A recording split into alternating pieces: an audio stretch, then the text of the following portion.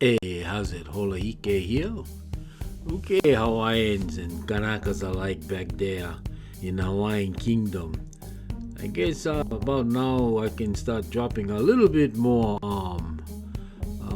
deep kind information up there. So for you guys trying to do what you're trying to do in the legal arena, maybe you should listen to some of this. I know there'll be comments and stuff, so let's see what you got after you're listening to what I present. So from time to time, I'm going to be dropping some things that's going to be heavy, and he or she will get them. And those of you no get them, no get them. So kick back, relax, and be informed. Holoike, hui ho. In Hawaii, the sugarcane people own the water rights. This goes back to 150 years ago. And they build aqueducts all over the island to catch the rain, 500 inches a year, and channel it down to the sugarcane fields. So whether you take a cup of water out of the aqueduct or you want to rechannel an aqueduct for your own purposes, they own the water rights. So if they don't prosecute the cup, then everybody would take and rechannel it elsewhere. So it's, and you might think it's a small thing, but if they allow the little things to get away, then it turns into big things because it sets precedents. But then I came along as the King of Hawaii and I said, show me the correct sentence structure, communication, parse, syntax, contract written at any time from an invading person or invading government into the Hawaiian Islands that did not pay their docking fees before they got here, or when they did get here, that they paid their docking fees to put their roads up on the land, because the roads are foreign material, foreign building materials on the land. The aqueducts were foreign material built on the land, and they didn't pay docking fees to put the aqueducts in. And the treaty and the contracts that they that they created were written in adverb verb. All the mortgages in Hawaii are written in italicizing for the Hawaiians since 1919. So they're blank sheets of paper except for capitalizing the Hawaiian's name, which means they're dead on paper. And in 1959, Eisenhower stands up and says all Hawaiians are dead because all the Hawaiians took the $1 a year for housing and free water, making it a commercial contract, and then going ahead and capitalizing all their names to make them dead. If they're dead and off the land for 20 years from the 1849 King Kamehameha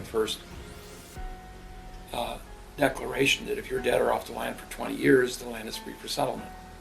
So they capitalized everybody's names from 1919 to 1958 in an italicized document, which made everybody confess to being dead, and then they went ahead and took the islands. But the Hawaiian Islands filed bankruptcy October 22nd, 1871. The United States filed bankruptcy September 17th, 1859 for 70 years.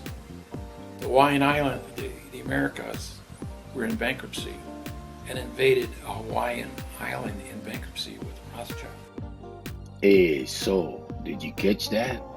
Rothschilds in Hawaii, in the Hawaiian Kingdom. Well, there's more to say about that.